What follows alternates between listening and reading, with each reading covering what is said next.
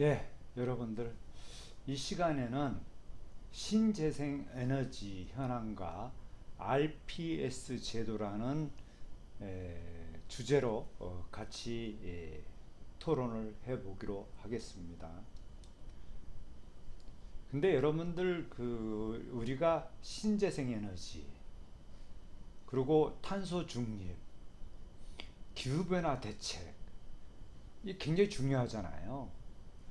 우리가 결국 탄소 중립을 기후변화 대책으로 탄소 중립을 완성시키기 위해서는 신재생 에너지 보급을 진짜 많이 시켜야 되는데 우리나라 신재생 에너지 보급 현황이 어느 정도까지 와 있는지에 대해서 먼저 같이 보고 말씀을 좀 나눠야 될 것 같아요. 그래서 우리나라의 신재생 에너지 보급 2020년도 기준이에요. 그리고 이제 신재생에너지 보급률이라는 건 두 가지 측면에서 봐야 됩니다. 하나는 1차 에너지 기준이냐, 총 발전량 기준이냐. 그러니까 1차 에너지 기준으로 봤을 때는 현재 보급률이 여기 보시게 되면 4.23%입니다. 1차 에너지 대비 공급도시 4.23%, 발전량 대비해서는 7.43%예요.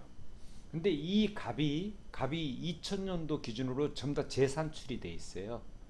예전에 2018년도에 법을 좀 한번 바꿨어요. 신재생 에너지 중에서 폐기물 유래된 거는 다 빼버렸어요. 폐기물 유래. 그러니까 화석 유래된 거는 다 빼버리고 재산출하면서 이 값이 굉장히 더 내려갔다는 겁니다. 내려갔어요. 하여튼 내려간 값으로 봤을 때 아직까지 우리나라는 보급률이 이 정도밖에 안 된다. 이런 얘기예요. 근데 이것도 여러분들이 알으셔야 될 거는 우리나라는 신재생 에너지라고 해요. 외국에서는 그냥 재생 에너지라는 용어를 씁니다. 그러니까 결국은 우리나라 같은 경우는 신에너지와 재생 에너지를 플러스 한 거예요. 여기에서 이 재생 에너지 양을 또 빼버리면 신재생 에너지 보급률이 국제 기준으로 확 떨어지게 돼요. 하여튼 그런 것도 여러분들이 좀 알고 있어야 돼요. 그래서 이제 이걸 구체적인 그 2020년도의 통계입니다. 통계. 2020년도 통계에 보게 되면 16년도, 17년도, 18년도, 19년도, 20년도에 신재생에너지 보급률이 이렇게 쭉 나와 있어요. 그래서 2.28, 2.80, 3.28, 3.49, 4.23 이렇게 나와 있죠. 근데 여기서 보시게 되면 좀 전에 말씀드렸던 것처럼 새롭게 통계를 만들면서 여기 폐가스 제로죠. 그리고 여기 보시게 되면 생활 쓰레기 또 뭐 이렇게 제로, RDF 여기 보게 되면 SRF 정제연료도 뭐 이렇게 제로, 그죠? 정제연료 폐목재도 제로. 그래서 이런 것들을 보게 되면 일단은 화석유래대가 폐기물이면서 화석유래로 된 것들에 대해서는 통계에서 가감하게 빼버렸다. 빼버리면서 최근에 새롭게 리뉴얼된 그 값이 굉장히 낮아졌다. 그래서 현재 4.23 발전량 대비해서는 총 발전량 대비해서는 3.32, 4.11, 4.99, 5.80, 7.43 현재 7.43%다라는 걸 갖다 여러분들이 알고 있으면 될 것 같아요. 구체적으로는 재생에너지를 어디서 가장 많이 보급을 하느냐에 대해서는 이 표를 보시면 알 수가 있다 이런 얘기입니다. 근데 하여튼 전체적으로 보게 되면 우리가 그 굉장히 많은 노력을 해왔잖아요. 뭐 태양광, 풍력 굉장히 노력을 많이 해왔지만 그렇게 보급률이 높진 않다 아직까지. 근데 여기 바이오라고 해가지고 바이오에 의존하는 비율이 굉장히 높다 이렇게 보시면 될 것 같아요. 네? 그러니까 바이오 리콜은 바이오매스 거기에 이제 폐기물계 바이오매스도 포함된 겁니다. 근데 왜 갑자기 신재생 에너지를 얘기합니까? 이런 얘기인데 제가 폐기물하고 자원순환과 결국은 신재생 에너지가 밀접한 관계가 있다. 여기에 폐기물이라는 용어가 들어있잖아요. 또 이 바이오라는 명칭이 들어있잖아요. 이 안에는 거의 자원순환이란 개념을 통해서 신재생 에너지가 만들어진 원료다 이렇게 보시면 될 것 같아요.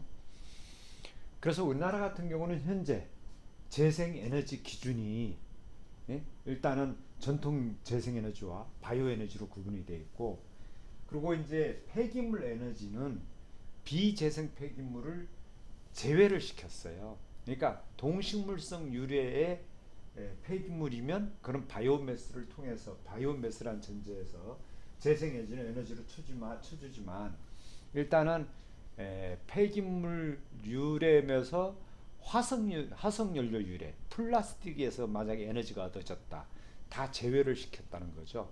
그리고 폐가스, 뭐 SRF지만 SRF에 이제 그 바이오매스가 아닌 부분으로 얻어진 거는 다 제외를 시키고 있다, 이렇게 보시면 될 것 같아요. 그래서 이제 우리나라의 그 폐기물 유래를 제외를 시킴으로 해가지고 최근에 재생 에너지에서 폐기물 비율이 많이 떨어졌다는 거예요. 폐기물 에너지의 모든 양이 전반적으로 감소했다. 그 원인은 법 개정, 2017년도에 법 개정돼서 2019년도 10월 달부터 시행이 됐어요. 비재생 유래 폐기물은 통계에서 제외가 됐다는 거죠. 그래서 이제 어떻게 보면 뭐 국제 기준에 부합되게끔 통계를 가져가고 있다는 말씀도 드릴 수가 있어요. 그래서 현재는 이렇게 재생에너지 현황들인데 여기서 이제 폐기물의 비중이 팍 줄어들었죠. 요만큼밖에 안 돼요. 그래서 폐기물 유래가 팍 줄어들고 대신에 바이오 유래는 굉장히 많죠, 높죠. 그래서 폐기물 유래가 팍 줄어들었다, 이렇게 보시면 될 것 같아요. 그래서 폐기물로부터 얻어지는 에너지 현황은 이렇게 보시면 17년도, 18년도, 29년도, 20년도 이거 확 줄어들었어요.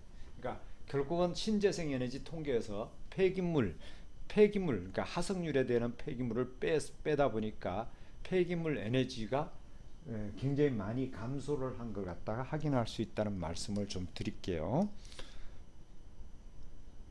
근데 이제 하나는 여러분들이 여기서 굉장히 중요한 게 국제 기준과 좀 비교를 해봐야 돼요. 단지 우리나라 기준 가지고 얘기했을 때는 우리는 어느 정도 보급되고 있는지를 잘 알 수가 없어요. 그래서 우리 그 신재생 에너지 보급 통계에 보게 되면 IEA의 신재생 에너지 보급 통계가 나와 있어요. 그 IEA가 보급량을 집계한 걸 보게 되면 우리나라 OECD 국가별 1차 에너지 기준 에너지 공급 추이라서 나는 우리나라 같은 경우는 신재생 에너지 보급률이 2020년에 2.3%예요. 2.3%. 그러니까 1차 에너지 기준이죠. 그리고 이제 이게 약간의 1차 에너지지만 리뉴어블, 그러니까 재생 에너지만 이렇게 계산을 한 건데 여기에 약간의 비재생의 폐기물을 포함을 했을 때는 3.4%예요. 그리고 이제 발전량 추이로 봤을 때는 5.8%고, 그리고 여기에 이제 비재생 폐기물이 포함된다 했을 때는 6%라 이거예요. 그래서 IEA도 중요한 건 이거예요. 완전히 비재생 에너지, 완전히 화석연료 유래 폐기물을 배제시키지는 않았어요. 별도 통계를 통해서 집계를 같이 해주고 있다는 거죠. 그래서 우리나라 같은 경우도 저는 그래요. 그냥 IA 기준으로 통계 기준을 다 가져갔으면 좋겠다. 예? 왜 우리나라 기준 별도, IA 기준 별도로 해야 되느냐, 이런 얘기예요. 그래야지 국제적 추세에 대응해 갈 수 있다는 거죠. 그렇게 됐을 때 우리나라 기준보다는 굉장히 낮은 값을 보여주고 있다는 거죠. 좀 전에 여기 우리가 이 지금 3.4%지만 이게 다 그러니까 리뉴얼만 했을 때 2.3이고 비재생을 포함했을 때 3.4지만 우리나라 지금 현재 통계는 리뉴얼 플러스 신에너지를 했을 때 이게 4.7%잖아요. 그러니까 뭔가 통계가 어긋나 있다, 이렇게 보시면 될 것 같아요. 그래서 IA 기준을 중시하는 것도 굉장히 중요하다, 이런 말씀을 좀 드릴게요. 그래서 중요한 건 이거 같아요. 우리가 RPS 제도라는 얘기를 요새 내가 꺼내고 있는데, 근데 신재생 에너지에서 RPS 제도라는 거는 굉장히 중요해요. RPS 제도의 목적과 배경에 대해서는 여러분들이 따로 공부를 하세요. 하셔야 되는데, 이 RPS 제도에서 우리가 그 주요 발전사가 이 신재생 에너지를 이렇게 생산한 거를 사서 이러면 의무량을 충당을 하고 있는데, 거기서 굉장히 중요한 팩터가 이런 신재생 에너지를 생산하면 한마디로 REC, 증권과 똑같아요. 증권 이렇게 한 장을 주는 거랑 똑같습니다. 석유 1톤 환산 톤으로 생산했을 때 증권 한 장을 딱 줘요. 그 증권의 가격은 변동성이 있지만 거기에 이 가중치라는 게 굉장히 중요합니다. 가중치를 곱해서 가격이 결정되기 때문에 가중치가 높으면 돈을 많이 받을 수가 있는 거예요. 근데 15년도, 18년도 현재의 그 가중치들을 보시게 되면, 일단은 폐기물 유래, 바이오매스라 하더라도 여기 보시면 폐기물, 메리가스 0.5였잖아요. 그죠? 그리고 바이오매스는 1.5 이렇게 보여주고 있지만, 여기에서 폐기물이 보시게 되면 여기에 0.25로 떨어져 있어요. 그죠? 0.25로 떨어져 있고, 아예 여기서 이제 비재생 폐기물은 아예 빼고 그냥 0.25가 돼 있어요. 그래서 바이오매스 유래라 하더라도 폐기물인 거는 굉장히 낮은 가중치를 주고 있어요. 저는 이거는 아니라고 보거든요. 바이오매스 유래 폐기물을 갖다가 우리가 소각하고 매립해야 될 걸 갖다 다시 꺼내서 이걸 신재생에너지를 만들어주면 그 가중치는 다른 것보다도 훨씬 더 많이 줘야 돼요. 0.25가 아니라 보통 다른 게 1이라면 이건 1.5, 2를 줘야 되는데 0.25를 주고 있다는 거예요. 그럼 누가 버려지는 폐기물에서 신재생 에너지를 생산하겠어요. 그죠? 그래서 이걸 활성화시키려면 폐기물을 좀 우대하는, 폐기물 유래 바이오매스에 대해서 우대하는 정책을 좀 가져갈 필요성이 있다. 이런 말씀을 좀 드리고 싶고요. 그래서 이제 중요한 거는 이거죠. 이 바이오매스 쪽, 폐기물 쪽에 REC가 굉장히 낮게 책정되다 보니까, 또 최근에 SRF라든가 등등이 별로 그 유통이 잘 안 되고 뭔가 시장이 붕괴가 돼 있다 보니까 굉장히 어렵다는 거예요. 이 사업 쪽이 진전이 안 돼요.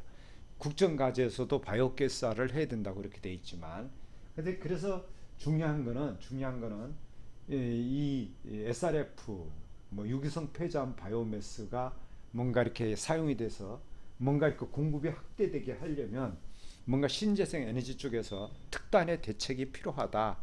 근데 그 특단의 대책이 뭐냐? 그랬을 때 여기 제가 제시하고 있는 것처럼 바이오매스 유래 폐기물과 화석연료 유래 폐기물을 좀 별도로 이렇게 둬서 이 RPS 제도 내에서 인센티브를 좀 줘야 된다. 그래서 이제 완전히 0.25라는 거는 바이오매스계 폐기물에 대해서 0.25의 가중치라는 거는 너무 비상식적이라는 거죠. 그래서 이제 예를 들면 자원순환 측면이라든가 온실가스 측면에서 에너지 작물보다 폐기물 유래 바이오매스를 재활용하는 게 훨씬 더 가치가 높은 거예요. 그러면 이쪽에 더 많은 가중치를 줘야 된다는 거예요. 근데 지금 현재는 0.25고 바이오에너지는 2 이렇게까지 주고 있다는 거죠. 이건 잘못됐다는 거고요. 그리고 화석유래 비재생 폐기물이라 하더라도 REC가 거의 없어요. 지금 제로예요. 그럼 폐기물 쪽을 누가 그죠? 에너지 회수를 하려고 하겠어요. 돈을 들여서. 그래서 이쪽도 역으로 얘기하면 외국에서 화석유래지만, 그러니까 비재생 에너지지만 폐기물을 우대하는 것처럼 우리나라도 우대 정책을 해줄 필요성이 있다. 그래서 폐기물에 대한 REC를 부활을 시키자. 이거는 0.25로 가져가자. 그래서 제가 생각하는 거는 하여튼 우리 그 폐기물 에너지를 갖다가 재생 쪽에 폐기물계 유래 바이오매스, 또 비재생 폐기물에서 비바이오매스 폐기물로 이렇게 구분을 해주고, 이쪽에 바이오매스 유래에 대해서는 우대를 해주는 정책을 가져가야 된다는 거고, 비바이오매스계 같은 경우는 이렇게 가져갈 경우에 뭔가 또 다른 개념의 뭔가 지원 정책을 해야 된다, 이런 얘기고요. 그래서 당장은 RPS 제도 내에서 REC 가중치를 좀 바꿔줘야 된다는 거예요. 그래서 거꾸로 폐기물 에너지에 비재생 폐기물을 부활시켜서 0.25를 주고 바이오매스 유래의 재생 폐기물에 대해서는 가중치를 1 정도를 줘야 된다. 1. 지금 현재 0. 이게 0.25고 이거는 없어요. 없는데 이건 1을 주고 이걸 0.25를 줘야 된다는 그런 생각을 가지고 있어요. 이렇게 돼야지만 우리 폐기물 쪽에 자원순환이 원활히 될 수 있다. 이런 말씀을 드릴 수가 있습니다.